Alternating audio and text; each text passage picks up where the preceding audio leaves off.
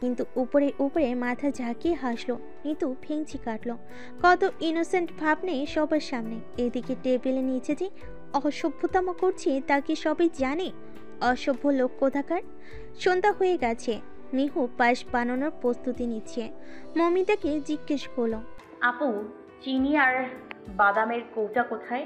রোশনারা বেগম রান্নাঘরে ঢুকতে ঢুকতে বললেন, কেন মা, চিনি আর বাদাম দিয়ে কি করবে? মা, বাবার জন্য একটু পায়েস বানাবো। কিছু তো খেতে চায় না, পায়েস করে নিলে নিশ্চয়ই আর না করতে পারবে না। রোশনারা বেগমের অন্তরটা জুড়িয়ে গেল। যাক, মনের মতো দুটো বৌমা পেয়েছেন তিনি। শুকরিয়া আদায় করলেন তিনি। মমিটা কৌটা দুটো এগিয়ে দিয়ে বলল, এই যে চিনি আর বাদাম, সাবধানে থাকবি, দেখিস হাত পুড়িয়ে ফেলবিস না। হাত পোড়াবো কেন? আমি কি এখনো ছোট আছি নাকি? রোশনারা বেগম মুচকি হেসে বললেন, যাক তাহলে, এবার আমার ছুটি। দুজন পাকাপোক্ত রাঁধুনি এখন আমার বাড়িতেই আছে। লক্ষ্মী দুইটা বউ পেয়েছি, আল্লাহর কাছে লাখ লাখ শুক্রিয়া। মিহু আর মমিতা দুজনেই মুচকি এসে রান্নার কাজে ব্যস্ত হয়ে পড়ল। টিম টিম বৃষ্টি পড়ছে এই রাতের বেলা। কুয়াশার সাথে মিশে নিদারুণ এক ঠান্ডা অনুভূতি উপহার দিচ্ছে এই শহরটাকে। মিহু পাশের বাটি নিয়ে এসে দাঁড়িয়েছে শ্বশুরের পাশে। আদৃশ দেওয়ান নাকমুখ কুচকে অসহ্য শারীরিক যন্ত্রণা সহ্য করছেন। যদিও ট্রিটমেন্টের কোনো কমতি রাখেনি, তবুও সব অসুখ ওষুধে তাদের সেরে যায় না। সবাইকে ভোগ করতে হয় কিছু যন্ত্রণা। মিহুর বড্ড খারাপ লাগলো। তারই বা কি করার আছে? তবুও চোখের সামনে কাউকে যন্ত্রণায় ছটফট করতে দেখে সহ্য করা যায় না। ঘোমটাটা আরেকটু টেনে মৃদু স্বরে হাঁক ছাড়ল। বাবা শুনছেন? ঘুমিয়ে পড়েছেন কি? বন্ধ চোখ জোড়া পিটপিট করে খুলছেন তিনি। তাকালেন পাশে দাঁড়িয়ে থাকা মিষ্টি কণ্ঠের অধিকারিণীর দিকে। কি মায়া মায়া মিষ্টি মুখ, মিষ্টি তার হাসি। অগোচরেই ঠোঁটের ভাঁজে হাসির চিহ্নে দেখা মিল। মেয়ে নেই বলে অনেক আক্ষেপ ছিল, এখন আর নেই। আপনার জন্য একটু পায়েস করেছিলাম। পায়েস নিয়ে আগ্রহ প্রকাশ করেই মুচকি হাসল মিহু। ধরে ধরে উঠে বসলো। গরম গরম পায়েসের বাটিটা শীতে কাঁপা কাঁপা হাতটা বাড়িয়ে আদ্রিতন বাটি নিয়ে নিল। কিন্তু দুর্ভাগ্যবশত আশঙ্কিক বাটিটা পড়ে যেতে নিলে অমনি এসে ধরে ফেলে। হাতে নিয়ে নিল বাটিটা। মিহু ধরতে চেয়েছিল, তবে তাকে সেই সুযোগটা আর দেয়নি এরিস। মাথায় সাদা ব্যান্ডেজ, উস্কো খুস্কো চুল, শীতের কাপড় পরনে এরিস। মিহু চমকে গেল হঠাৎ এরিসের আগমন। বাটিটা মিহুর হাতে দিয়ে বাবার দিকে তাকিয়ে নরম সুরে শুধালো, শরীর কি বেশি খারাপ লাগছে বাবা? আদৃশ দেওয়ান মাথা নাড়লেন না। ছেলের মুখে বাবার ডাক শুনে বিস্মিত হলেন অনেকটা। কতদিন যাবৎ আদর মাখানো বাবার ডাকটি শুনেন না তিনি। ছেলের মান অভিমান বোধহয় কিছুটা হলেও কমে গেছে। একদিন ডাক্তারের কাছে ভালোই যাতায়াত করছে তার জন্য। মুখে না বললেও ছেলে যে তাকে কম ভালোবাসে না এটা ভালো করেই বুঝে গেছেন তিনি। তিনিও তো কম ভালোবাসেন না। নেহায়েতি ছেলেটা একটু একরোখা, তাই মাঝে মাঝে রাগ করেন। এই তো একটু আগেই ফিরলাম। আমি সুস্থ আছি এখন। তোমার শরীর এখন কেমন লাগছে? বেটার ফিল করছো কি আগের থেকে? না আব্বু, একটু পর খাবো। কাল ডক্টরকে আসতে বলেছি, চিন্তা করো না, খুব শীঘ্রই সুস্থ হয়ে যাবে তুমি। অনু, বাবাকে পায়েসটা খাইয়ে দাও, আমি আসছি। মিহু মাথা নাড়িয়ে সম্মতি জানালো। এর ধীরে ধীরে কদম ফেলে চলে গেল, কারণ তার মাথায় আঘাতটা কম নয়, একটু বেশিই ছিল। সারাদিন তো হাসপাতালে ছিল। রাতে মিহুকে ছাড়া ঘুমাতে পারবে না, তাই জেদ ধরে চলে এসেছে। রুমে রেস্ট নিবে এখন। দেখি বাবা, হাঁ করুন। মিহু নিজ হাতে খাইয়ে দিচ্ছে। অমৃত মনে করে তা আহার করছেন আদৃশ দেওয়ান। পায়েসকে প্রশংসায় পঞ্চমুখ তিনি। আমার নামে কি বদনাম ঠুকছ? রোশনারা বেগমের প্রশ্নে থতমত খেলেন তিনি। বড়দই কুঞ্চন করে দরজায় দাঁড়িয়ে আছেন তিনি। আদৃতন ওষ্ঠ প্রসারিত করে হেসে বলল, হ্যাঁ বলবাই তো, এত বছর ধরে রেঁধে খাওয়াচ্ছি, আর কত ভালো লাগবে আমার রান্না। এখন কি রান্না করে খাওয়ানোর বয়স আছে আমার? মিহু মুচকি মুচকি হাসছে আর পরপর পায়েসটুকু মুখে তুলে দিচ্ছে। আর্টিস্ট দেওয়ান স্ত্রীকে শান্ত করতে বলেন।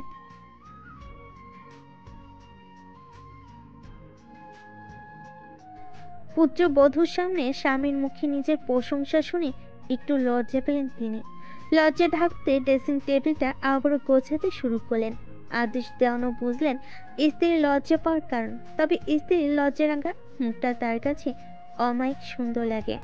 মিউ ওষুধগুলো খাইয়ে দিতে দিতে বলল, ঠিকই বলেছেন বাবা, মায়ের হাতের রান্নায় আলাদা জাদু আছে। মায়ের রান্নার সাথে আমার রান্নার তুলনাই হয় না। এই তো পায়েস নুডলসটাই ঠিকঠাক বানায়, বাকি সব ইউটিউবের রেসিপি দেখে দেখে তবু মুখে তোলা যায় না। আর্টিস্ট দেওয়ান একটু শব্দ করে হাসলেন। মিহু ওষুধগুলো খাইয়ে নিচে চলে গেল। জোর করে মৌমিতা মুখে তুলে খাইয়ে দিল মিহুকে, তবে অল্প কিছুই মুখে নিল। তারপর এসে জন্য একটা বাটিতে পায়েস নিয়ে রওনা হলো উপরের ঘরে। ব্ল্যাঙ্কেট দিয়ে কোমর অবধি ঢেকে চোখের পাতা বন্ধ করে শুয়ে আছে এরিস। মিহু কাশ্মীরি শাল জড়িয়ে হাতে ধোয়া ওঠা পায়েস নিয়ে দাঁড়িয়ে আছে একদম কাছে। বুক ভেঙে কান্না আসছে স্বামীর বেহাল অবস্থা দেখে। চোখ দুটো ঝাপসা হয়ে আসছে তার। কেন দুদিন পর পর তার প্রিয় মানুষটির উপরেই এত আঘাত ঝড় ঝাপটা যায়? সব কষ্ট কি তার স্বামীকে পেতে হবে? আর সহ্য করতে পারছে না সে। অসাড় হয়ে আসছে দেহখানা। হাস্যোজ্জ্বল মুখটা ফ্যাকাশে নিষ্প্রাণ লাগছে এখন। কি মলিন চাহনি তার। চোখ বন্ধ করেই পড়ল। পায়েস নিয়ে কি দাঁড়িয়ে থাকবে নাকি খাইয়েও দিবে? মিহু চোখ মুছে পড়ল। এই তো দিচ্ছি। দৌড়ে দৌড়ে একটু উঠিয়ে বসিয়ে খাইয়ে দিল। ডক্টরের সাজেস্ট করা সকল ওষুধ খাওয়ালো এরিসকে। তারপর লাইট অফ করে শুয়ে পড়ল। দুটো শীতল দেহ একটে। মিহুর কাত হয়ে আদর্শ অবস্থায় বালিশে হেলান দিয়ে শুয়ে আছে। এইসো হালকা কাত হয়ে কোমর জড়িয়ে মাথা রাখলো বক্ষে। মিহু আপন মনে অপলক দৃষ্টিতে শুধু প্রিয় মানুষটিকেই দেখছে। মাঝে মাঝে ঠোঁট ছুঁয়ে দিচ্ছে পুরশালী ঠান্ডা গালে, কখনো বা গাঢ় চুম্বন করছে কপালে। নির্ঘুম রাত কাটবে আজ তার। এইসব বইয়ের আদর পেয়ে আর একটু আহ্লাদি হয়ে গেছে। মুখে পুরোপুরি শুয়ে গালের ভাঁজে মুখ ডুবি গ্রীপাদেশে মাতাল ঘ্রাণ নিয়ে ঠান্ডা হাত দুটো শাড়ির আঁচল সরে যা উন্মুক্ত পেটে রাখলো। সেট করে উঠল মিহুর শরীর। শীতল হাওয়া বয়ে গেল। মনে হলো তার কাছে ইচ্ছে করে লোকটা তাকে ঠান্ডা পাইয়ে দিচ্ছে, কিন্তু এই সময় বকুনিও দিতে পারবে না। অসুস্থ লোকটা যদি একটু স্বাচ্ছন্দ্য বোধ করে তাহলে করুক না, ক্ষতি কি? এসে দুষ্টু হেসে ঘুমানোর চেষ্টায় মত্ত হলো। বুঝে গেছে এখন সব চালানো। মিহু অনায়াসে সহ্য করে নিবে। কাশফির অবস্থা খুবই শোচনীয়। এই রাত কত মানুষের জন্য রঙিন, আবার কত মানুষের জন্য কষ্টদায়ক। অসুস্থ ব্যক্তিরাই বলতে পারবে জীবন কতটা বিষাদময়। কারো পাপের ফল তার গর্ভে তো ছিলই, কিন্তু সেটা টেকেনি। সিঁড়ি থেকে পড়ে গিয়ে মিসকারেজ হয়ে গেছিল। বাড়িতে তার খেয়াল রাখার মতো একটা কাজের বুয়া ব্যতীত আর কোনো প্রাণীর অস্তিত্ব নেই। শরীর রক্তে শূন্য হয়ে যাবে এমন অবস্থা। হাসপাতালে ভর্তি আছে এখন। পাশে আজ কাউকে পাচ্ছে না সে। ভাগ্যক্রমে একটা ফ্রেন্ড ছিল তার, সে এসে একটু দেখে যায়। হাড়ে হাড়ে টের পাচ্ছি দুনিয়ায় রঙ্গলীলায় মেতে যাওয়ার শাস্তি। পাপের ঘরটা নেহাতি কম বড় নয় তার। চোখ থেকে অঝরে পানি পড়ছে কাশফির। মাঝে একটি শব্দ পেরিয়ে গেল স্বাভাবিক নিয়মে। ঘড়ির কাঁটা চলমান তার নিজ গতিতে। নীরবের বিয়ের ডেট ফাইনাল হয়েছে। এই তো আজ সকালে দাওয়াত দিয়ে আসলো দেওয়ান ভিলাতে। ঘরোয়াভাবেই করবে ছুটি, কমতাই এত আয়োজন করবে না। রিমিও বেশ খুশি। Mihu and Eris, Rimi and Nirab, Soumya and Nitu তিনজোড়া কাপল ম্যাচিং ড্রেস পরে শপিং এসেছে। আগের তুলনায় বেশ সুস্থ। সবাই একটা রেস্টুরেন্টে ঢুকলো।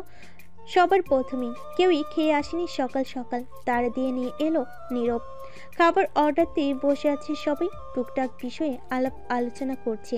বিশেষ করে মেয়েরা তো বিয়ের কেনাকাটার বিষয়ে মতামত শেয়ার করছে। নীরব খাবার আনার জন্য ওয়েটারকে তাড়া দিল।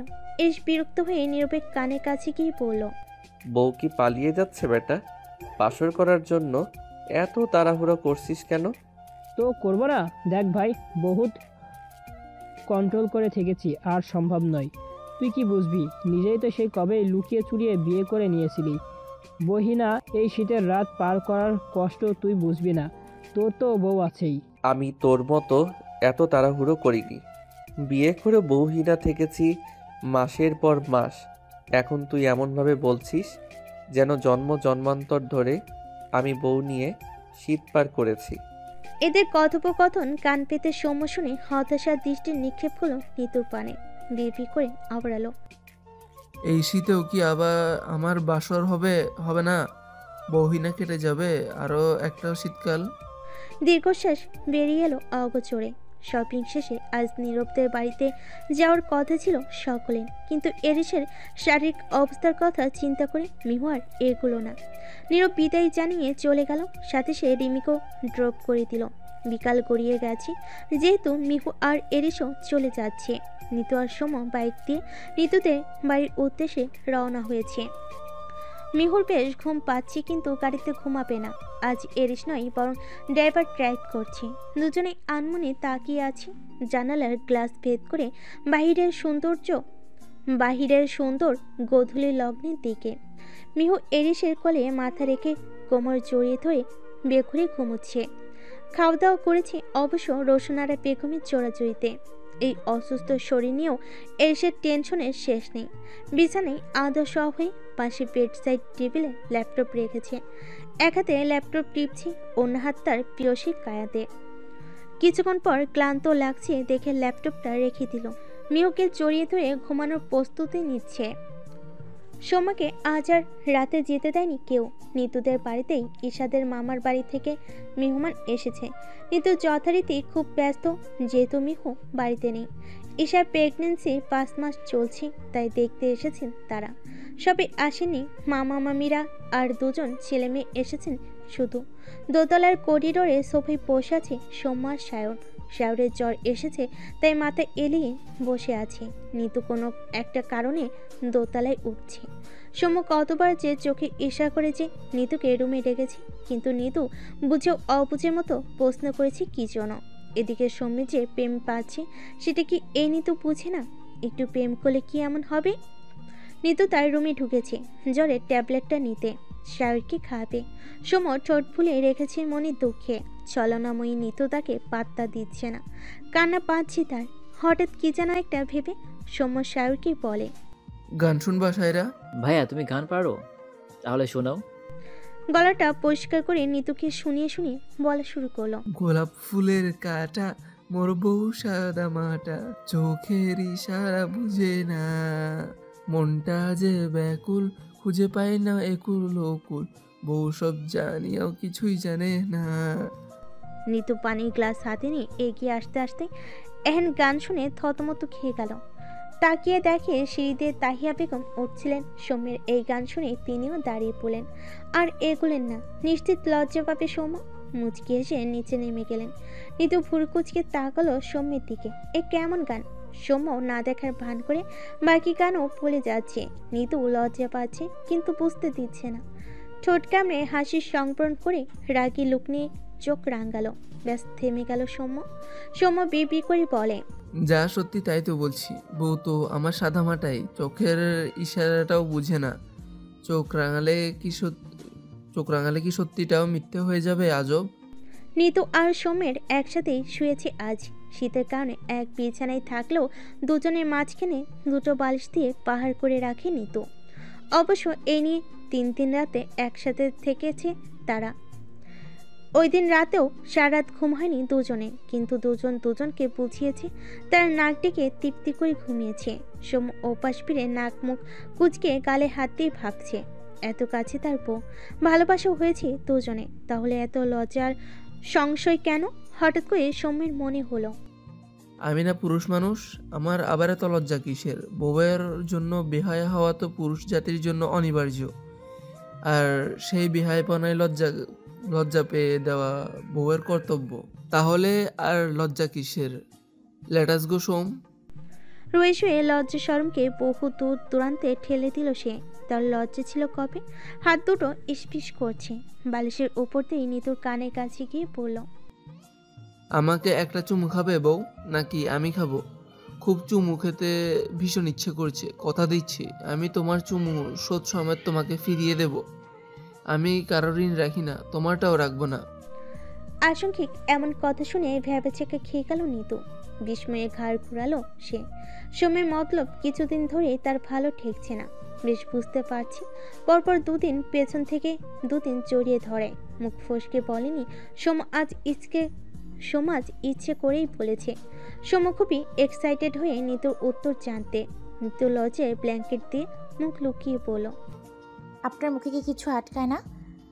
চুমু আবার শোধ সমেত ফিরিয়ে দেওয়া যায় নাকি? আজ পর্যন্ত শুনেছেন কোনো স্বামী স্ত্রী থেকে চুমু ধার করতে? সৌম্য দুষ্টু হেসে আর কোনো কিছু না বলেই বালিশ দুটো ছুঁড়ে ফেলো ফ্লোরে। শক্ত পুরুষালী হাত দুটো দিয়ে নিতুর নরম তুলতুলে দেহটা টেনে নিজের বুকের সাথে মিশিয়ে নিল। নিতুর বুক দ্রুত ওঠানামা করছে। স্পর্শগুলো আজ বেশ অন্যরকম লাগছে, তবে মন্দ লাগছে তা কিন্তু নয়। বেশ অন্যরকম ফিল পাচ্ছে। পুরুষালী ঘ্রাণটায় বেশ লাগছে, টানছে তাকে। সৌম্যের আপাতত সেসবে খেয়াল নেই। নিতু কানে কাছে আস্তে করে আওড়ালো, তোমাকে সম্পূর্ণ নিজের করে পেতে চাই, ভালোবাসতে চাই জন্ম জন্মান্তর। অনুমতি দিবে আমায়? ভালোবাসার পূর্ণতা পেতে দিবে? কোনো সংশয় দূরত্ব না, আমাদের মধ্যে থাকবে শুধু ভালোবাসা। আজীবন জড়িয়ে রাখবো তোমাকে আমার বুকে, দুজন দুজনাতে মিশে একাকার হতে চাই। অনুমতি দিবে আমাকে? প্লিজ বলো না বউ। কিয়ৎক্ষণ কাটলো নীরবতায়। কিছু বলার জন্য বাক্য সাজাতে পারছে না নিতু। অতীত মনে রেখে লাভ কি? সে অন্য কাউকে পছন্দ করেছিল। পছন্দ বলতে মোহ জন্মেছিল। আবার আরেকটা ঘটনা ঘটল। নিতু মাথা থেকে সব ছেড়ে ফেল। সৌম্যের অধিকার সৌম্যকে দেওয়া উচিত। সব দোষ তার। সৌম্য তাকে বিয়ে না করলে বোধহয় আজীবন দুর্নামের ঘানি টানতে হতো। মুগ্ধ সে সৌম্যের ভালোবাসায়। খরগোশের মতো নিতু মাথা বের করে দুজন দুজনের মুখোমুখি হলো। তার সকল কলঙ্ক মেনে নিয়ে বিনা অভিযোগে বিয়ে করেছে তাকে। স্বামী হওয়া সত্ত্বেও জোর করে কখনো অধিকার খাটায়নি। সবসময় হাসি খুশি রেখেছে তাকে।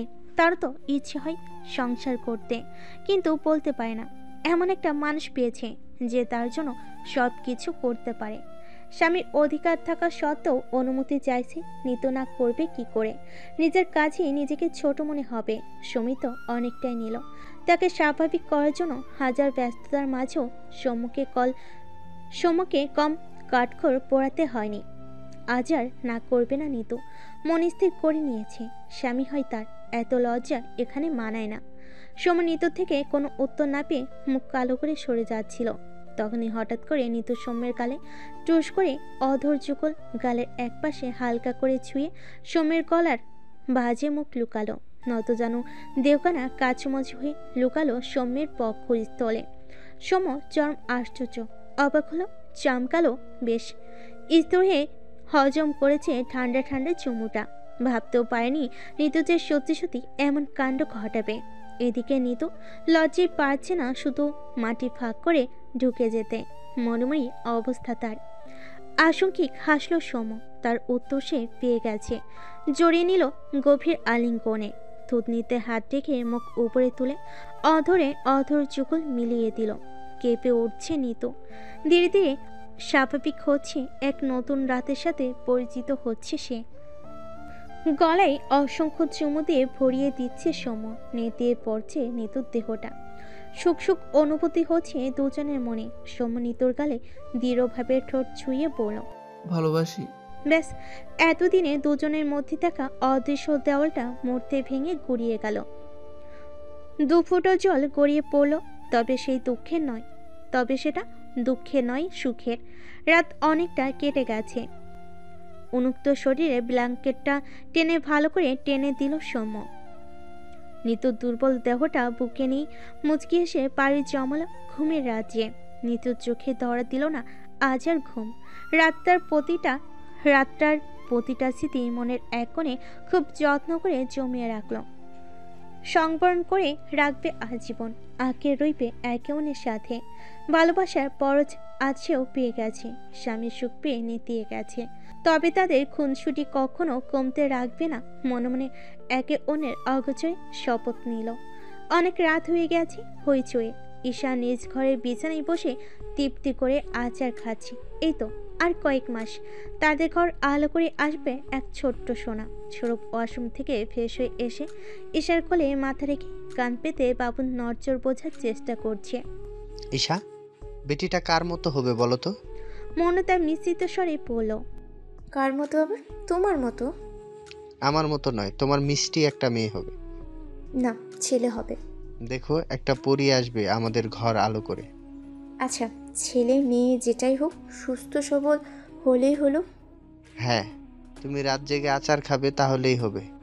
আচার খেয়ে চুপচাপ শুয়ে পড়ো, আর কোনো কথা নয়। সৌরভের আদেশ মতোই শুয়ে পড়ল। এভাবেই চলছে তাদের দুষ্টু মিষ্টি সংসার। সাত সকালে চকচকে নরম আলোটা জানালার গ্লাস চাপিয়ে উপচে পড়ছে মিহুর তন্দ্রা আচ্ছন্ন তৈলাক্ত মুখে। কপালে মৃদু ভাঁজ পড়ল। পিটপিট করে বারবার পাপড়ি যুগল ঝাপটাতে ঝাপটাতে পুরো চোখটাই খুলল। মিহুর শরীরের উপর ভারী কিছু অনুভূত হচ্ছে। নড়চড় করার কোনো স্পেস পাচ্ছে না। তাকালো তার মেয়েলি নরম দেহটার উপর ভারী পুশালী শরীরটার দিকে। কোমর থেকে মাথা অবধি এরিসের দেহবশেষ মিহুর উপর আষ্টে পিষ্টে জড়িয়ে রেখে কি সুন্দর করে ঘুমোচ্ছে, যেন সে ছেড়ে দিলে কেউ তার বউকে নিয়ে যাবে। মিহু আনমনে হাসল। সকাল সকাল দারুণ একটা অনুভূতি হচ্ছে। কতটা ভাগ্যবতী সে। ঘুমিয়ে ঘরে এরিসকে আরও বেশি হ্যান্ডসাম লাগছে। চুলগুলো লেপ্টে আছে কপালে। জেগে থাকলে হয়তো ধূসর রঙা চোখ দুটি সৌন্দর্য আরও কয়েকগুণ বাড়িয়ে দিত। পুরুষ হয়েও ঠোঁটের রংটা কি সুন্দর, পিঙ্ক পিঙ্ক একটা ভাব আছে। মিহু আনমনে চিকন কোমল ঠোঁটজোড়া নাড়িয়ে বলল, নিঃসন্দেহে আপনি সুদর্শন পুরুষ। এমন একজন সুপুরুষ প্রতিটা মেয়ের স্বপ্ন। আপনাকে সঙ্গ করে রংধনুর 7টি রং দিয়ে স্বপ্ন সাজাই রাতভর। আপনাকে একান্ত পুরুষ হিসেবে পেয়ে আমি নিজের নামটুকু কলমের নীল রঙা কালি দিয়ে ভাগ্যবতী নারীদের সাথে তালিকাভুক্ত করি। আর আমি নিজেকে ভাগ্যবান পুরুষদের একজন মনে করি। হঠাৎ অনাকাঙ্ক্ষিত এরিসের কথায় চমকে উঠল মিহু। খানিকটা লজ্জাও পেল বোধহয়। এস মাথা তুলে ট্যাপ ট্যাপ করে তাকিয়ে আছে মিহুর পানে। মিহু ধাক্কা দিয়ে সরিয়ে দিতে চাইল এরিসকে, কিন্তু এরিসের এক চুলো নড়তে পারল না। দুষ্টু হেসে এরিস বলল, কি ভেবেছিলেন ম্যাডাম আমি ঘুমিয়ে আছি? জি না, আমি সব শুনতে পেয়েছি। হ্যাঁ হ্যাঁ, খুব ভালো করেছেন। আমি কি ভয় পাই আপনাকে? রিয়েলি ভয় পাও না? মিহু ভেংচি কেটে বলে, না, ভয় পাই না। এতে কোনো সন্দেহ আছে? এস ভ্রুদয় কুঞ্চন করে সরু চোখে দৃষ্টি ফেল মিহুর মুখশ্রীর উপর। কিছু একটা ভেবে উঠে পড়ল। মিহু একটু একটু করে নিজেকে গুটিয়ে নিচ্ছে, কারণ এসে মতলব তার সুবিধায় ঠেকছে না। তৎক্ষণাৎ বলিষ্ঠ পুরুষালী দেহটি তাকে সোজা কোলে তুলে নিয়ে ওয়াশরুমের দিকে এগোচ্ছে। ঈষৎ ফরকালো মিহু। মিহু একের পর এক প্রলাপ বকছে, কিন্তু এরিস তার এক কান দিয়ে ঠুকাচ্ছে, অন্য কান দিয়ে বের করছে। পুরুষালী সত্ত্বে জেগে উঠেছে মিহুর এক খোঁচাতেই। ওয়াশরুমে মিহুকে নামিয়ে পড়ল। দাঁত ব্রাশ করে নাও। মিহু মাথা নাড়িয়ে প্রয়াস করার জন্য উদ্যত হলো। মনে মনে বলে, যাক বাবা, বেঁচে গেলাম। সাত সকালে উল্টোপাল্টা কিছু করবে না। এরিস দাঁত ব্রাশ করতে করতে আর চোখে তাকাচ্ছে মিহুর দিকে। জনের পানি টিপ টিপ করে গড়িয়ে পড়ছে মিহুর ভাবনাকে সম্পূর্ণ ভুল প্রমাণিত করে দিয়ে এরিস ডুবে গেছে মিহুর মাঝে। অধরে অধর যুগল মিলিয়ে রেখেছে বেশ অনেকক্ষণ। নিজের সাথে মিশিয়ে রেখেছে নরম তুলতুলে দেহটি। ঠোঁট ছেড়ে ঘাড়ে ডুবালো এরিস। দুহাত নগ্ন জঠরে। প্রথমে মিহু সায় না দিল, পরবর্তীতে হার মানল, কারণ এসে পাগলামো তৎক্ষণে মিহুকে গ্রাস করে ফেলেছে। স্বামীর সান্নিধ্য পেয়ে নিজ কন্ট্রোল হারালো। চোখের পাতা দুটি বন্ধ করে রইল। বিয়েতে যাবার জন্য তৈরি হচ্ছে নিতু। বেলা গড়িয়ে বিকেল হতে চলো। সেটা ভালো লাগেনি বলে একটু দেরি করে উঠেছে। খেয়ে দিয়ে রেডি হচ্ছে ড্রেসিং টেবিলের সামনে বসে। সৌম্য কোথা থেকে যেন কয়েকটা ফুল সংগ্রহ করেছে, হয়তো বাগান থেকেই। পাপড়িগুলো বেডে হেলান দিয়ে নিতুকে দেখছে আর চিটাচ্ছে। নিতু বারবার বিরক্তি দিতে যা উচ্চারণ করছে, এতে যেন সৌম্য ভীষণ রকম মজা পাচ্ছে। এত বিরক্ত করছেন কেন? বিজি আছি, দেখতে পারছেন না? আমি কোথায় বিরক্ত করলাম তোমায়? আমি তো চুপচাপ বসে আছি বাধ্য হাজবেন্ডের মতো। নিতু দাঁত কটমটিয়ে আবার মনোযোগ দিল সাজসজ্জায়। বিভিন্ন প্রসাধনী কসমেটিক সামগ্রী সব সামনে নিয়েই বসেছে সে। সৌম্য দু চোখ ভরে দেখছে তার প্রিয়তমাকে। সৌম্য অমায়িক হেসে পলকহীন তাকিয়ে বলল, উগ্র প্রিয়তমা, তুমি আমার চাঁদ। হ্যাঁ, আর আকাশ যেটা দেখা যায় ওইটা মেলামাইনের বাটি। সৌম্যের হাস্যোজ্জ্বল মুখটা পাঞ্ছে হয়ে গেল। রোমান্টিক মুডটাই নষ্ট হয়ে গেল বেচারার। কি এক যন্ত্রণা! কোনো মতেই বউ তাকে পাত্তা দিচ্ছে না। মুখে বিরক্তির চাপ নিয়ে কিছু বলতে যাবে, তার আগেই নিতু বলে উঠল, হয়তো কানের কাছে প্যাচ প্যাচ করবেন না, বাইরে গিয়ে ওয়েট করুন, আমি আসছি। অগত্যা ঠোঁট ফুলিয়ে পা বাড়ালো দুয়ারের দিকে। আশঙ্কিক দূরত্ব এসে নিতুর গালে দুটো চুমু দিয়ে বড় বড় কদম ফেলে বাহিরে চলে গেল। যেন তার মতো ভদ্র পুরুষ আর দুটো নেই। নিতু তাজ্জব বনে গেল। এ কাকে এতক্ষণ কথা শোনালো সে? লাজ লজ্জা সব বিসর্জন দেওয়া লাগবে মনে হচ্ছে। পরক্ষণেই হাসলো। স্বামীর আদর পেতে কার না ভালো লাগে? এর চেয়ে বেশি ভালো লাগে মেকি অভিমান করতে। একটা স্কাই ব্লু গাউন পরেছে নিতু। যাওয়ার আগে নিতু একবার দরজায় উকি দিয়ে শাহরুখকে জিজ্ঞেস করলো যাবে কিনা। শাহর মাথা ঝাঁকালো, কারণ বেচারা পেট খারাপ করেছে। সৌম্যের সাথে বাজি ধরে রেস্টুরেন্টে ইচ্ছে মতো খেয়েছিল, তাই বেচারা কাঁদো কাঁদো ফেস করে আবার ছুটলো ওয়াশরুমে। একটু ভালো করে ধরো, এই শাড়িটা পরে সামলাতে পারি না। হ্যাঁ, ভালো করেই ধরেছি। মমিতা শাড়ি পরেছে আর পদ্মই সে শাড়ির কুচি ঠিক করে দিচ্ছে। মিহু দুয়ারে দাঁড়িয়ে এই দৃশ্য দেখে আর পথ হাঁটলো না। চলে যেতে যেতেই শুধু ডেকে তাড়াতাড়ি যেতে বলল মমিতাকে। রৌদ্র উজ্জ্বল দিনের রৌদ্রমাখা বিকেল।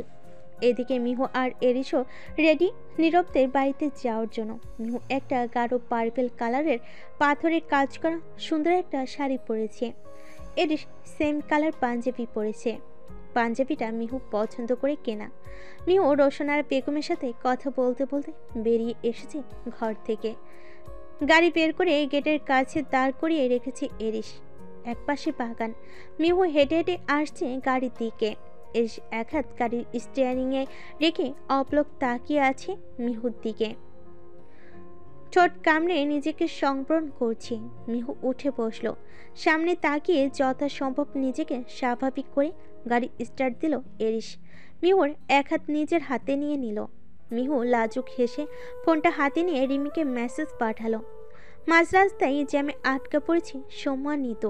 বিরক্তি দিতে যে আউজ করলো। পানির বোতলটা হাতে নিতে নিতে আড়ালো।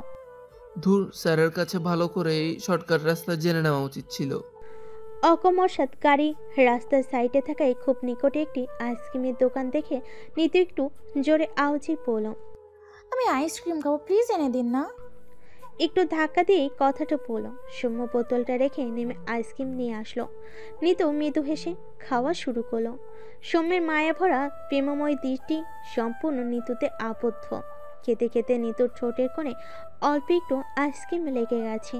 সেটা দেখে সৌম্যের অনুভূতি সপ্তম আসমানে তা দিন দিন তা বলে নৃত্য শুরু করেছে। নিতু সৌম্যকে এভাবে হাসতে দেখে কিছুটা অপ্রস্তুত হয়ে পড়ল। দেখলো সব কিছু ঠিক আছে কিনা। যেমনই হাত বাড়ি আইসক্রিমটা মুছতে যাবে, অমনি সৌম্য হাত ধরে কোমরে জড়িয়ে একেবারে সন্নিকটে নিজ গায়ের সাথে মিশিয়ে নিল নিতুর ছোট্ট কায়াটা। আশঙ্কিক কাণ্ডে হকচুকি উঠল নিতু। আশেপাশে চোখ ঘোরালো যে তাদেরকে কেউ দেখছে কিনা। না, গ্লাস বন্ধ আর রাস্তার সাইডে হয় কেউ তাদের দেখছে না। সৌম্য এক নজর চারপাশ দেখে ঘোর লাগা দৃষ্টিতে ঠোঁট জোড়া দেখছে। একটু একটু করে এগিয়ে যাচ্ছে, কিন্তু সৌম্যের মতলবটা বুঝতে পেরে বার কয়েক ঢোক গিল। একটা সময় মিশে গেল দুই জোড়া অধর। নিতুর শরীর কাঁপছে, তবে এই বাঁধন বেশিক্ষণ দৃঢ় হলো না, অমনি জ্যান ছেড়ে দিয়েছে। সৌম্য ঘোরের মধ্যে থাকলেও নিতু ছিল সম্পূর্ণ স্বয়ংবিতে। তৎক্ষণাৎ জোরে ধাক্কা দিয়ে সৌম্যকে গাড়ি স্টার্ট দিতে বলল। লজ্জে অন্য পাশ ফিরে টিস্যু দিয়ে ঠোঁট মুছছে নিতু। সৌম্য মনে মনে ট্রাফিক পুলিশকে কিছু কথা শুনিয়ে দিল। বিরক্তি নিয়ে আবার নির্দিষ্ট গন্তব্যে যাওয়ার জন্য প্রস্তুত হলো। সন্ধ্যায় সকলে পৌঁছেছে নীরবদের বাড়িতে। বাগানে গায়ে হলুদের আয়োজন করা হয়েছে। সুন্দর করে রং বেরঙের লাইট দিয়ে ঘেরা চারপাশ। লাইটের আলোয় ঝলমলে পরিবেশ, সাথে মিউজিক বক্সের কিডনি কাঁপানো সাউন্ড তো আছেই। স্টেজে রয়েছে এক পাশ স্টেজ রয়েছে এক পাশে, যেখানে বসে পাত্রকে হলুদ ছোঁয়াবে সকলে। নীরব স্টেজে বসে আছে, সাথে এরিসও। মেয়েরা এসে এসে পিক তুলে নিয়ে যাচ্ছে আর হলুদ ছোঁয়াচ্ছে, তবে আম পাতা দিয়ে। নীরবে বুদ্ধি করে এনেছে, কারণ মেয়েগুলোকে তার ইজ্জত হরণ করতে দিবে না। পিক তোলার সময় কেউ কেউ এসে কাছেও ঘেঁষছে। এক মেয়ে তো চুপি চুপি নাম্বারও চেয়ে গেল। এস বিরক্ত হয়ে বলে, তোর হলুদ অনুষ্ঠান, তুই বসে থাক, আমাকে এখন যেতে দে। ভাই ভাই না ভালো, প্লিজ এমন করিস না। এত মেয়েদের ভিড়ে একা আছি, জানলে আমার রিমু আমাকে ফ্রেঞ্চ ফ্রাই করে করবে। তাহলে একবার আমার কথা ভাব, আমার বউ দেখতে পেলে জানি না আমাকে কি করবে। বেশ খানিকটা দূরে এক হাত কোমরে গুজে এক ভুরু উপরে তুলে দাঁড়িয়ে আছে মিহু। চোখ মুখ স্বাভাবিকের চেয়ে বেশ কাঠিন্য রূপ ধারণ করেছে। এক হাতে ফোন উঁচু করে ধরে রেখেছে, কারণ রিমি ভিডিও কলে আছে। রিমি ভিডিও কলে মেয়েগুলোকে যা পারছে বকে দিচ্ছে। হলুদ ফুলে রাঙিয়েছে নিজেকে। কিঞ্চিত সময় অতিবাহিত হতে মিহু কলটা কেটে দিয়ে রাগী লুক নিয়ে তাকালো এরিসের দিকে। রাগের শরীর রিডি করছে তার, ক্ষিপ্ত মেজাজ। এসের সাথে চোখাচোখি হতেই মিহু দৌড়ে ভিতরে চলে গেল। এসে মাথায় হাত। নীরব সবটা ঘটনা লক্ষ্য করে বলল, কাঁদিস না দোস্ত, খুব হতাশাজনক ব্যাপার এটা। এক ঝটকায় নীরবকে দূরে ঠেলে অস্থির পায়ে যাচ্ছে মিহুর কাছে। কিন্তু নীরবের মা কোনো একটা কারণে ডেকে এরিসকে সাথে নিয়ে গেল। বেচারা না চাইতেও যেতে হলো, কিন্তু মনে তো চলছে অনুভূতির তোলপাড়। আজ নিশ্চিত তার কপালে অষ্টমী আছে। নীর আর নিতু মেহেদি দিচ্ছে। এদিকে রেগে সোজা সাথে এসেছে মিহু। কিছুক্ষণ নিঃশব্দে কাঁদলো। একটা ছোট্ট মেয়ে মিহুর মাথায় হাত রাখলো, আদো আদো কণ্ঠে বলল, তুমি কাঁদছো কেন? মিহু মেয়েটিকে জড়িয়ে ধরে আরো কাঁদছে। ভালোবাসার মানুষটির সাথে কেন জানি বুকে প্রচণ্ড ব্যথা শুরু হয়। না চাইতেও চোখের পানি টপ টপ করে গড়িয়ে পড়ে। এক অজানা ভয় আঁকড়ে ধরে। মনে হয় এই হয়তো হারিয়ে ফেলবো। তবে মনে মনে ক্ষিপ্ত মেজাজে পোষণ করলো এসকে এবার কঠিন শিক্ষা দিবে। বাচ্চা মেয়েটিকে তার মা এসে নিয়ে চলে গেল। ছাদের একটা কিনারে দেখলেও কিছু একটা রাখা আছে। ওই দিকটায় খুব একটা আলো নেই। একটা মেয়ে সেই প্যাকেট খুলছে। মিহু চোখ মুছতে মুছতে সেখানে গেল। দেখে অনেকগুলো মদের বোতল। মিহুর মন ভালো নেই বলে মদ দেখেও আশ্চর্য হওয়ার মতো রিয়াক্ট করলো না। মেয়েটা মিহুর বয়সই হবে। মেয়েটিও কাঁদছে। দ্রুত গিয়ে ছাদের দরজাটা লাগলো মেয়েটি। কিছুক্ষণ কথা বলার পর মিহু মেয়েটির কাছ থেকে জানতে পারলো আজ তার ব্রেকআপ হয়েছে। তার মতো সেও ছাদে এসে কাঁদছিল। হঠাৎ প্যাকেট দিকে খুলে দেখে মদ। মেয়েটি এক পর্যায়ে মনের দুঃখ প্রকাশ করতে করতে মিহুর গলা জড়িয়ে কাঁদছে। তা দেখে মিহুর মনের ব্যথা আরও জাগ্রত হলো। সেও কাঁদছে। এক পর্যায়ে মেয়েটি বলল, মদ খেলে নাকি দুঃখ ভুলে যায়, তাহলে আর চলো আজ দুজনে মদ খেয়ে দুঃখ কষ্ট ভুলে যাই। মিহু কিছুক্ষণ মদের বোতলের দিকে তাকিয়ে বলল, মদ খেলে তো মাতাল হয়ে যাব, পরে মানুষ দেখলে খারাপ ভাববে না? কেউ কিছু ভাববে না, সবাই নিচে কাজ করছে, এদিকে কেউ দেখতে আসবে না। কিন্তু এই দুঃখ ভুলতে না পারলে আমি হয়তো আজ সুইসাইড করব রাতেই। আবারও কাঁদছে মেয়েটি, সাথে মিহুও। মিহুর ভীষণ মায়া হলো মেয়েটির প্রতি। মেয়েটি দুটো গ্লাস বের করে সেগুলোতে কিছুটা পরিমাণ মদ ঢাললো। চলো বোন, একসাথে পান করি। নারীদের মন কোনো কালই পুরুষ বুঝবে না। এরা শুধু কষ্টই দিতে জানে। এদের এক নারীতে হয় না। এমন একটা ভাব করবে যে মনে হবে ও একমাত্র আমার জন্যই জন্মেছে। কিন্তু মানতে সত্যি হলেও পুরুষ নতুন পেলে পুরাতন ভুলে যায়। এসে উপর জেদ পোষণ করে মিহু তুলে নিল গ্লাস হাতে। প্রথমবার মুখে নিতেই নাক মুখ কুচকে কোনো মতে গিলে নিল। কেমন একটা স্বাদ অনুভূত হলো জিহ্বায়। মেয়েটির কোনো হেলদোল নেই, সে আপন মনে খেয়ে যাচ্ছে। মিহু ওই সময় মেয়েদের সাথে এরিসের কাছাকাছি থাকার কথা মনে করে সেও পান করতে শুরু করলো। নিতুর চিন্তিত মুখ, অস্থিরতা সর্বাঙ্গে। কাউকে কল করছে, কণ্ঠে উৎকণ্ঠা। হ্যালো ভাইয়া। হ্যাঁ নিতু বলো। নিতু কেমন হাঁসফাঁস করছে, কি করে বলবে বুঝতে পারছে না। অপর প্রান্তের ব্যক্তির কি রিয়াকশন হবে সেটা তার অনুধাবনই নেই। তবুও নিচু স্বরে শান্ত গলায় বলল, ভাই একটু করিডোরে আসবেন? কিছু হয়েছে কি? ওয়েট, সৌম্যকে বলছি যেতে। না না ভাইয়া, ওনাকে আসতে হবে না, আপনি আসুন। আসলে আপু একটু। এরিসও এবার অনেকটা চিন্তিত হয়ে পড়ল। মিহুর কথা স্মরণে এলো, নিশ্চিত রাগের বশে কিছু একটা করে ফেলেছে। তোমার আপু ঠিক আছে তো? হ্যাঁ ঠিক আছে, আপনি আসলে একটু ভালো হয়। ওকে, আসছি আমি। এরিস ধরে নিল মিহুর রাগের বশে হয়তো ব্যাপক কান্নাকাটি করে ভাসিয়ে ফেলেছে। অবশ্য রাগ হওয়াটাই স্বাভাবিক। অস্থিরতা কাজ করছে, সে চায় না তার হার্টবিটকে কষ্ট দিতে, কিন্তু মনের অগোচরে কখন যে দিয়ে ফেলে বুঝতেই পারে না। নিজেকে প্রস্তুত করে নিল সখানিক তেতো কথা শোনার জন্য। এদিকে মিহু হঠাৎ নিতুর চুল ধরে এত জোরে টানাটানি করছে যে নিতু না পেরে দরজা লক করে নিজের রুমে এসে মাথায় পানি ঢালছে। কান্না পাচ্ছে তার, ভীষণ কান্না পাচ্ছে। কিসব খেয়েছে তার বোন? এসব জিনিসই বা কোথায় পেল? এসবের গন্ধই তো সহ্য করতে পারে না, আর সে কিনা এখন মাতলামো করছে। তারই ছোট বোনকে চুল ধরে টানাটানি গালাগালিজ করছে, কি একটা অবস্থা। আবার ছাদ থেকে আনার সময় মিহু একটা বোতল নিজের হাতে করে লুকিয়েও এনেছে। নিতুর কথা অগ্রাহ্য করে নিয়ে এসেছে সে। সেজন্য বর্ধকিত রুমের বাইরে থেকে লক করা দেখে ভুরু কুঁচকাল। নিতুকে আবার ফোন করে জানতে পারলো সে এখন তার রুমে আছে।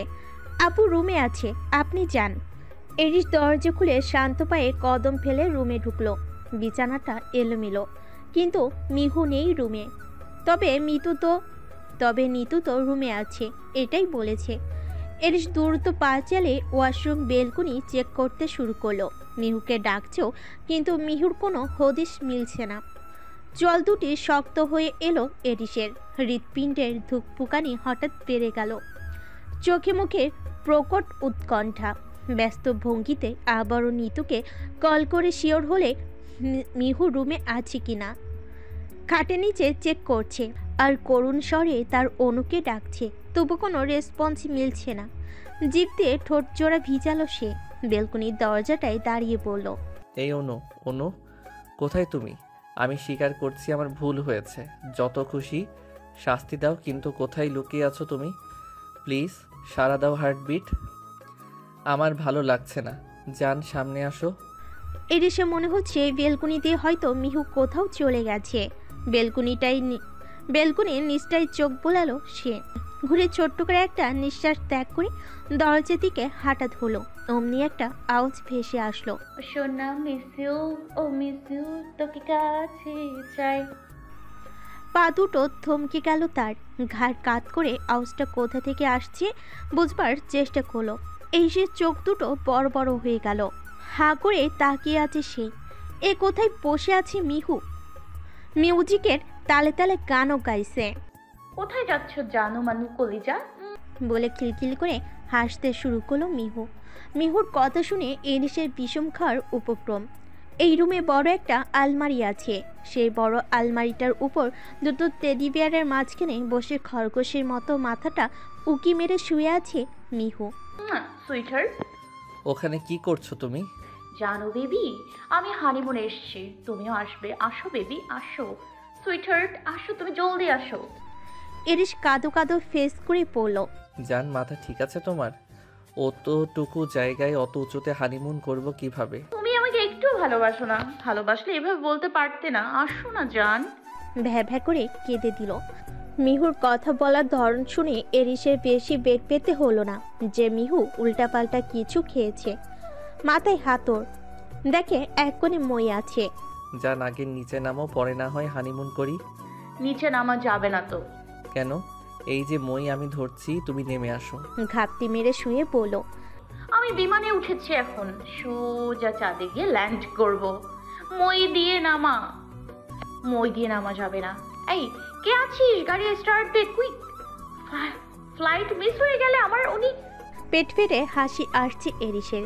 এগুতে এগুতে জিজ্ঞেস করলো, তোমার উনি কি? চোখ বন্ধ করে শুয়ে থেকে মাতাল কণ্ঠে বলো, উনি কুমড়োর স্যুপ খাবেন। কুমড়োর স্যুপ? নাক মুখ কুচকে ফেলো এরিস। হঠাৎ আবার মিহু পাগলের মতো হাসতে হাসতে টেডি দুটো ছুঁড়ে ফেলো। শাড়ি নেই শরীরে, অবশ্য সেটা ওয়াশরুমে ফেলে এসেছে। মই দিয়ে দ্রুত উঠে অনেক কিছু বুঝিয়ে শুনিয়ে মিহুকে নিচে নামালো। কোলে করে বিছানায় রেখেছে, শুয়ে নিজের মতোই বকবক করছে মিহু। হঠাৎ আপনি থেকে তুমিতে চলে গেল মেয়েটা। এরিশ মিহুর শরীরের উপর ব্ল্যাঙ্কেট টেনে দিতেই ঝটকা মেরে উঠে পড়ল মিহু। নিচে মিউজিক চলছে, হঠাৎ সাউন্ডটা আর একটু বাড়িয়ে দিয়েছে মনে হয়। বিছানার উপরে দাঁড়িয়ে একটু নিচু হয়ে এরিশের কলার চেপে ধরল, নেশাগ্রস্ত কণ্ঠে পড়ল, তুই তুই আমাকে ভালোবাসিস না? তোর আমাকে দিয়ে হয় না? ওই মেয়েদের সাথে তোর সম্পর্ক কি বল? মেরে তোর দাঁত ফেলে দিব বেয়াদ্দপ পোলা। ঠোঁট দুটো ফুলিয়ে রাগী কণ্ঠে তাকিয়ে আছে এই শতবাক হতবুদ্ধি। না, বিষয়টার মজা ছলে নেওয়া যাচ্ছে না। তার মতো শক্তিশালী পুরুষ কিনা মেরে দাঁত ভেঙে দিবে। বিষয়টা আত্মসম্মানে লাগলো, কিন্তু কি করা যাবে? বউ তো হুঁশে নেই। অনু, তুমি কি বলছো বুঝে বলছো তো? কোথায় গিয়েছিলে? কি খেয়ে এসেছো? কার সাথে ছিলে এতক্ষণ? ধমকে স্বরে শেষের কথাগুলো পড়ল। কেঁপে উঠল মিহু। এরিশের থেকে ধীরে ধীরে সরে গিয়ে আবার পিছনে ফিরে সরু দৃষ্টিতে তাকিয়ে হঠাৎ ঘাড় কাত করে আবার এসে দুই গাল জোরে টেনে ধরে বলল, आई चिकनी चमेली चुपके अकेले बउआ चढ़ा के आई। आई चिकनी चमेली चुपके अकेले बउआ चढ़ा के आई। গাল ছেড়ে মিউজিকের তালে তালে কিছুক্ষণ বিছানার উপরে উড়াধুরা নাচল। তপ্তে খেয়ে দাঁড়িয়ে আছে এরিশ। অনেক কষ্টে মিহুকে শক্ত করে জড়িয়ে ধরে শান্ত করার চেষ্টা করছে।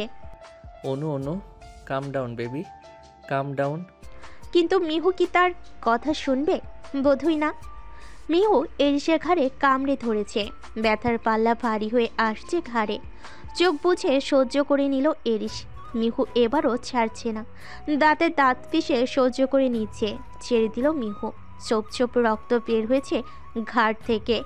রক্ত দেখেও মিহুর মধ্যে কোনো হেলদোল হলো না। কি ভেবে যেন কেঁদে উঠল। আমাকে উনি ভালোবাসে না, উনি ভালোবাসে না, আমি থাকবো না। ও প্রতারক, ঠক, বেইমান। ও আমাকে ভালোবাসলো না কেন? একটু একটু কাঁদছে মিহু। স্বয়ংবিদ একটুও নেই তার। এরিশ মলিন স্বরে জড়িয়ে ধরেই পড়ল, ও তোমাকে খুব ভালোবাসে, নিজের জীবনের থেকেও বেশি ভালোবাসে। ও ঠক নয়, প্রতারক নয়।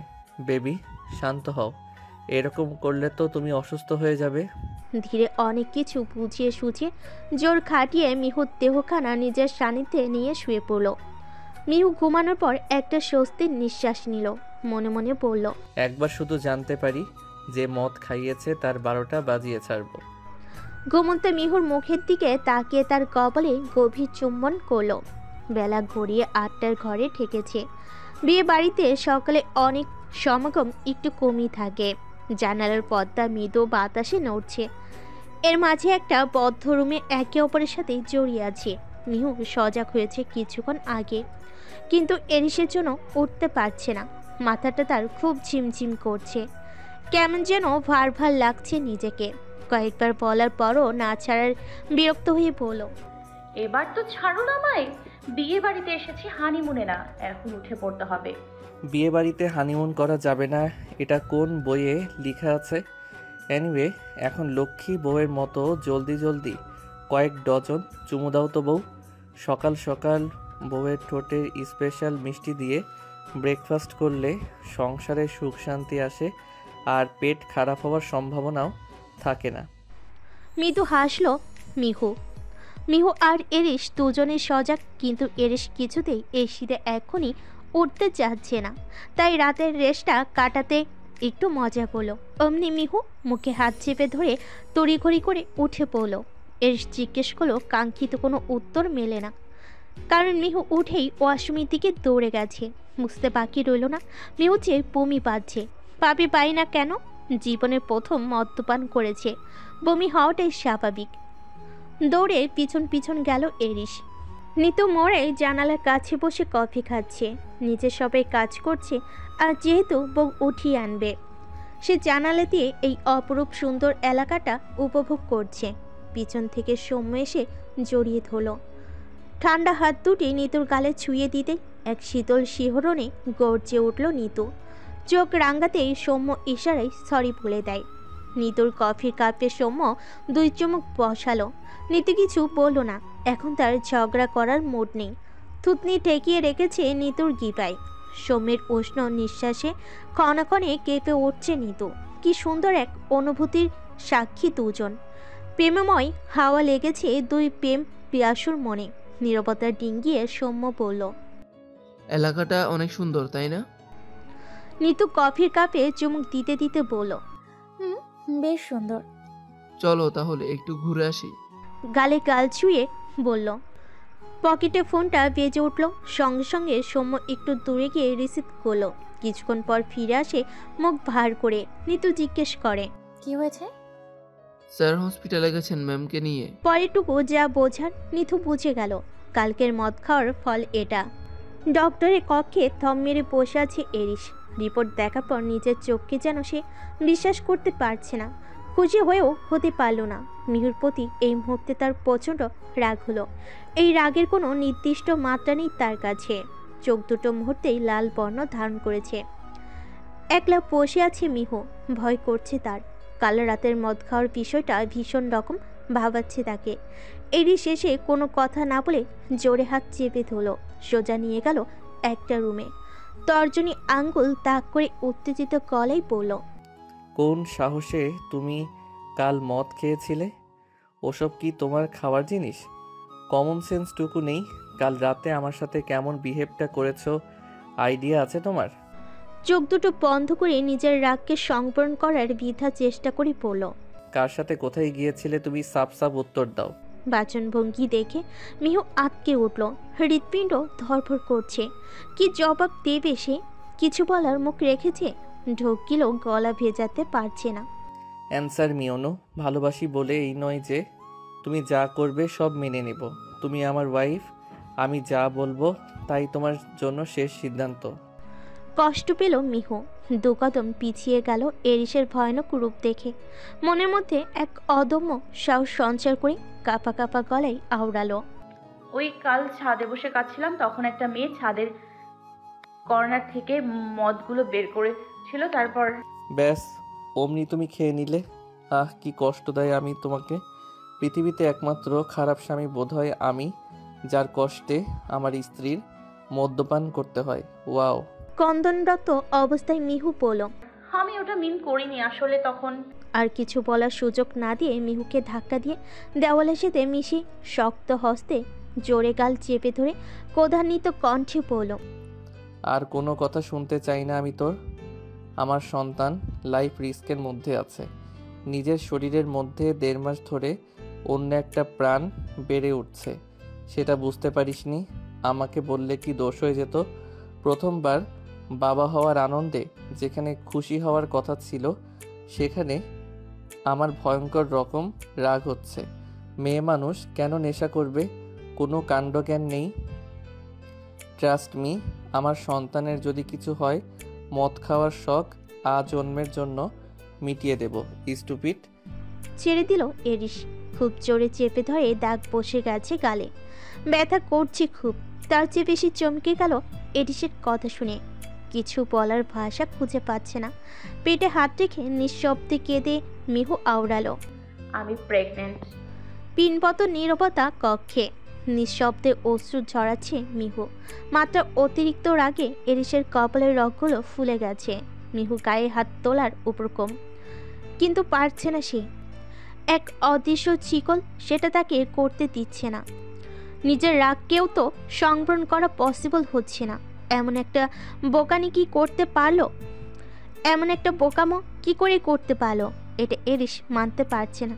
মিহুর চোখের অশ্রু তার হৃদয়কে আরও ক্ষত বিক্ষত করে তুলছে। যতই হোক মিহুকে সে তার অস্তিত্ব ভাবে। মিহুর কান্না সে সহ্য করতে পারে না কখনো। এরিস চলে গেল। তার পিছন পিছন অপরাধীর মতো মুখ করে মিহুও পিছু হাঁটল। চোখ মুছছে বারবার। সে তো বুঝতে পারেনি যে মা হতে চলেছে। বুঝলে কি আর এমন ভুল করে? পুরো জানিতে এরিস টু শব্দটি করল না। যেমন গম্ভীর ছিল তেমনই রয়ে গেল। মিহুও কথা বলার আর সাহস পেল না। সাহস পেলেও কি বলবে, তার উল্টো কি রিয়াকশন হবে সেটা অনুধাবন করার সাধ্য হলো না। তবে এরিস খুব ধীর গতিতে ড্রাইভ করলো। সিঁড়ি ওঠার সময় মিহুকে নিজের সাথে আগলে নিয়েছে। ডক্টর খুব সাবধানতা অবলম্বন করতে বলেছে। এস কোনো কথা না বলেও মনে মনে মিহুকে নিয়ে সে বেশ পসেসিভ। কানাকাটি করে চোখ ফুলিয়ে ফেলেছে মিহু। এবার যখন এরিস তাকে নিজে থেকে ধরে ধরে ধীরে সুস্থে সিঁড়িতে নিয়ে যাচ্ছে, মনের মধ্যে আশার আলোর সঞ্চার হয়েছে। যাক, একটু একটু করে রাগ ভাঙাবি সে। রুমে ঢুকে মিহুকে বিছানায় বসালো। নিতু হাতে করে লেবুর শরবতের গ্লাস নিয়ে ভেতরে প্রবেশ করে এরিসের হাতে গ্লাসটা দিল। নিতু শুভেচ্ছা জানিয়ে চলে যায়, কারণ তাদের বাড়িতে খবরটা দিতে হবে। মিহু জোরপূর্বক হাসে। এখন তো তার হাসি পাচ্ছে না, বরং ভীষণ ভয় হচ্ছে। এরিস মিহুর মুখের সামনে শরবতের গ্লাসটা ধরে রাশভারী কণ্ঠে বলল, 10 সেকেন্ডের মধ্যে গ্লাস খালি হওয়া চাই এবং 1 ফোঁটা শরবতও যেন মাটিতে না পড়ে। ফ্যাকাশি মুখ, মিলান চাহনি। এই লেবুর তেতো শরবত তাকে গিলতে হবে। নাক মুখ কুচকে অনেক কষ্ট করে খেলো। প্রথমবার মুখে দিতেই ফেলে দিতে ইচ্ছে করছিল, কিন্তু এরিস এক পাও নড়েনি। যেখানে ছিল সেখানেই ঠাই দাঁড়িয়ে ফোন টিপছে দেখে মিহু আর দুঃসাহস দেখালো না। কান্না পাচ্ছি খুব। এরিস খালি গ্লাসটা নিয়ে বাহিরে চলে গেল। আর যাওয়ার সময় রাশভারী আবারও কণ্ঠে শুধালো, রুমের বাহিরে যেন না দেখি। একটা নিয়ম ভঙ্গ করলে বাংলোতে নিয়ে ঘরবন্দি রাখবো। নিতু এখানে থাকবে, যা দরকার হয় নিতুকে বললেই হবে। কথাগুলো মাথায় ঢুকিয়ে নিলে ভালো হয়। মিহু শুধু মাথা ঝাঁকলো। মেজাজটা স্বাভাবিক হলে না হয় পরে রাগ কমানোর মেডিসিন অ্যাপ্লাই করবে। বরযাত্রী চলে এসেছে বেশ অনেকক্ষণ হলো। লাল টুকটুকে বেনারসি কৃত্রিম সাজসজ্জা করে বধূ বেশে রুমে বসে আছে রিমি। সাথে অবশ্য দুজন মেয়ে আছে। ঝলমলে পরিবেশ, লোক সমাগমে পূর্ণ বাড়ি। অস্থির মন, তবুও স্থির কায়া। বরের সাজে কেমন লাগছে তার পুলিশ সাহেবকে? খুব বেশি সুদর্শন লাগছে কি, নাকি কার্টুনের মতো লাগছে? আর ভাবতে পারছে না। একটু একটু মন খারাপের রেশও বেরিয়ে আসছে ভেতর থেকে। সারা জীবনের জন্য মা বাবাকে ছেড়ে কি করে থাকবে? তার শখের রুমটা আজ থেকে পর হয়ে যাবে। একটু আগের অস্থিরতা, আনন্দ, উল্লাস মুহূর্তেই গায়েব হয়ে গেল। উদাসীন বসে রইল। কিরে, কোথায় আসিস তুই? জানি না।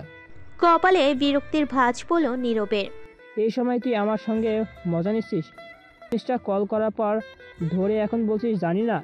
একটু আয় না রে ভাই, এখন কাজী সাহেব আসবেন। আমার কেমন কেমন যেন লাগছে। এরিস গা ছাড়া ভাব নিয়ে বলল, তো আগে বলো, কাজী সাহেব কি স্মাগলিং করতে গিয়েছে? লাল পানি খেয়েছিস নাকি? কাজীর কাজ বিয়ে পড়ানো, সোলাগারিং করা না। তাহলে বিয়ে করো। আমার আসতে হবে কেন? কাজী আসবে, যেটা বলতে বলবে বলে দিবি। না বলতে পারলে পাশের জনকে দিয়ে বলিয়ে নিস। রাখলাম এখন। আরেকজনকে দিয়ে বলবো মানে? বাহ বেঈমান, বাহ। ভুলে গেলি তোর জন্য আমি মিউ সাইন দিতে গেছিলাম। হ্যালো। নীরবের কথা শেষ না হতেই কল কেটে দিল এরিস। মেজাজ বিগড়ে গেল নীরবের। সকাল থেকে বেপাত্তা এরিস। একবার বিয়েটা করে নিক, এরপর ফাইট হবে। একটু পর কাজী এসে বিয়ে সম্পূর্ণ হলো। এই শহরে আরও একটি পূর্ণতার গল্প বাস্তবায়ন হলো। রাত হয়ে গেল আসতে আসতে। প্রচুর কান্নাকাটি করা দৌড় নীরবের কাঁধে মাথা রেখে মাত্রই চোখটা লেগে এসেছিল রিমির। কিন্তু তখনই হইচই পড়ল। বউ এসে গেছে, বউ এসে গেছে। চিৎকারে পালালো ঘুম। সোজা হয়ে বসল।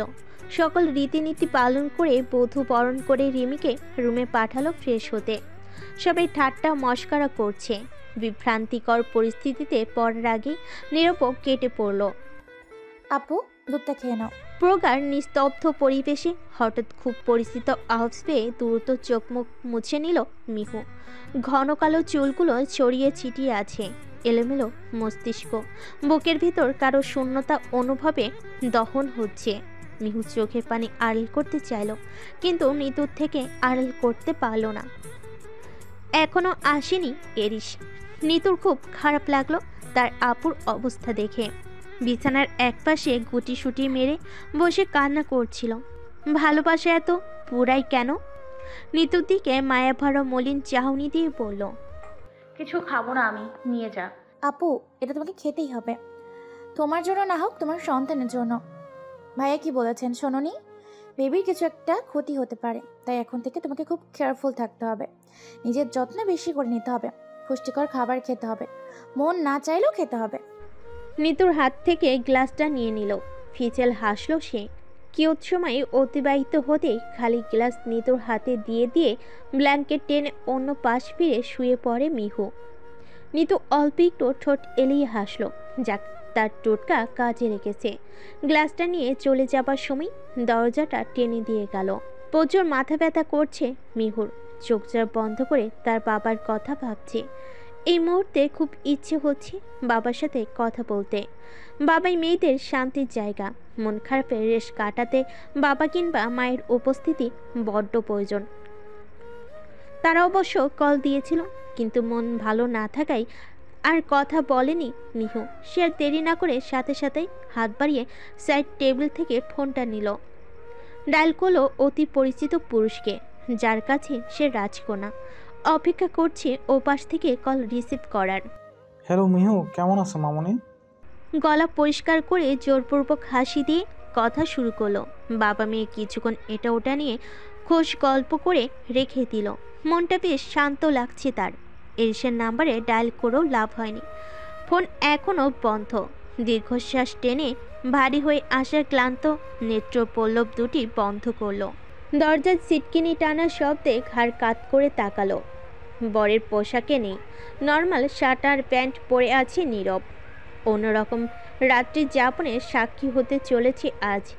যে রাতের বাঁকে বাঁকে স্মৃতির রোমান্তর থাকবে দুটি মনের মিলনে সীমাহীন সুখ। বিছানায় আদর্শ অবস্থায় আছে রিমি। ঠোঁটে হালকা লজ্জা মিশ্রিত মৃদু হাসি। অক্ষিগুলো আজ হাসছে। নীরব প্রথমে দেনভর পরিশোধ করলো। তবে অন্য মেয়েদের মতো এই টাকা দিয়ে আমি কি করব? তুমি তো আমার সব। এই কমন ডায়লগটা শুধালো না রিমি। বাঁকা এসে নিজের কাছে রেখে দিল, কোনো একদিন হয়তো কাজে আসবে। নীরব রিমির হাত দুটি ধরল। রিমি ভুরুদয়ে ভাঁজ ফেলে জিজ্ঞেস করলো, তুই খেয়ে এসেছিস তো? খাইনি। খাওনি কেন? যাও এক্ষুনি খেয়ে আসো। খাবার তো খেয়েছিস। খাবার তো খেয়ে নিয়েছি, এখন অন্য কিছু খেতে চাই। রিমি বুঝলো নীরব কিসের কথা বলছে। মাথা নুয়ে নিচের দিকে চাহনি নিক্ষেপ করলো। লাল আভা ছড়িয়ে পড়েছে মুখখানিতে। শীতের প্রকোপে শুষ্ক ঠোঁটজোড়া জিভ দিয়ে ভিজিয়ে নিল। ঘোর লাগা চাহনি নীরবের ক্রমশ এগিয়ে যাচ্ছে। ঠোঁট নিশ্চিত করে লজ্জায় রাঙ্গা নতুন বউকে আরো লজ্জা পাইয়ে দিতে শুধালো, এত কিছু বলতে তোমাকে প্রপারলি টাইম দিই নাই। ঘুরতে নিয়ে যাই না, আমি নাকি তোমায় ভালোবাসি না, জাস্ট টাইম পাস করছি। এবার পার্মানেন্টলি ঘরে নিয়ে এসেছি। প্রস্তুত হও জান প্রতি রাতে বাসর করার জন্য। ভালোবাসার ঘাটতি সব পুষিয়ে দিব, জাস্ট ওয়েট সি। চোখ রাঙ্গালো রিমি। হঠাৎ করে এত লজ্জা কেন পাচ্ছে তার জানা নেই, কিন্তু নীরবের কথাই এবার মনে হচ্ছে এই মুহূর্তে মাটি দুভাগ হয়ে যাক আর ভেতরে সে লুকিয়ে পড়বে। এক হাতে আঙ্গুলের ভাঁজে ভাঁজে আঙ্গুল গুজে নিল নীরব। অন্য হাতে পিঠ জড়িয়ে নিজের কাছে এনেছে। ঘাড় থেকে চুলগুলো সরিয়ে ঠান্ডা হাতটি উষ্ণ গিবাই রাখলো। ধীরে ধীরে অধৈর্যকল মিলনের দিকে অগ্রসর হচ্ছে। ঠোঁট যখন ছুঁই ছুঁই তখনই নীরবের ফোনটা বেজে উঠল। ঘোর কাটলো দুজনের। মেজাজ খারাপ হলো রিমির। তীক্ষ্ণ দৃষ্টিতে তাকালো নীরবের দিকে। নীরব একটু সরিয়ে কথা বলছে। কথা বলার মাঝখানে রিমি ছো মেরে ফোনটা নিয়ে বলল, আজ রাতেও যদি কোনো কেসের ব্যাপারে কল আসে আর তুমি আমাকে রেখে চলে যাও, তাহলে আজ রাতেই তোমাকে ডিভোর্স দেব। বিয়ের আগে অনেক সহ্য করেছি, কিন্তু আজ আর নয়। ফোনটা বন্ধ করে সোফায় ছুঁড়ে মারল রিমি। অসহায় ফেসে ছোট্ট নিঃশ্বাস পেল। আসলে কেসের ব্যাপারেই কলটা এসেছিল। নীরব মনকে সান্ত্বনা দিল। চুলাই যাক অপরাধী, হারিয়ে যাক চাকরি, আগে বাসর করে সংসার বাঁচাই, অকালে বউ হারিয়ে দেবদাস হতে চাই না। কাক ডাকা ভোর, শিশির ভেজা সকাল। খুব কাছেই আরো উষ্ণ নিঃশ্বাস অনুভব হতেই পিটপিট করে চোখ খুলে তাকালো। অচিরেই ঠোঁটে হাসির রেখা তোল খেল। চোখ ভারী হয়ে আসছে ঘুমে, তবু অপলক তাকিয়ে থাকতে ইচ্ছে হচ্ছে ঘুমন্ত মানুষটার পানে। এরিস মিহুকে জড়িয়ে ধরে গলার কাছে মুখ করে ঘুমোচ্ছে, যার দরুন উষ্ণ নিঃশ্বাস পড়ছে গলার ভাঁজে। ঘুমো ঘুমো অবস্থাতেই সুপরিচিত পুরুষালী স্মেলটা প্রাণ ভরে নিল সে। স্মেলটা আজকাল নেশার মতো কাজ করে। এরিস নড়েচড়ে উঠল। খুব শক্ত করে উষ্ণ আলিঙ্গনে আবারও নিদ্রায় ডুবে গেল। ঠোঁটজোড়া এবার গলায় স্পর্শ করে আছে। তৃপ্তিময় হাসলো মিহু। দুপুরের দিকে মিহুকে নিয়ে বাড়ি আসলো এরিস। এই মুহূর্তে মিহুর যত্ন নেওয়া তার কাছে বেশি ইম্পর্টেন্ট। সাথে সৌম্য আর সে একসাথে অফিসে অনুপস্থিত। গুরুত্বপূর্ণ মিটিংগুলো মিস যাচ্ছে, তাই মিহুকে বাড়িতে রেখে চলে গেল অফিসে। আজিজ দেওয়ান বাড়িতে নতুন অতিথি আসবে শুনে অসুস্থতা যেন অনেকটা গায়েব হয়ে গেল। কি প্রাণোচ্ছল হাসি। মিহুদের বাড়ি থেকেও লোকজন এসেছে। ঈশাও এসেছে আজ। রোশনারা বেগম আর মৌমিতা রান্নাবান্নার কাজে ব্যস্ত। মিহু পোশাক পাল্টে সোফায় বসে ফল খাচ্ছে আর সবার সাথে বিয়ে নিয়ে টুকটাক গল্পগুজব করছে। স্যার হঠাৎ কোথা থেকে এসে একটা আছের পোয়াম নিয়ে এসে বলল,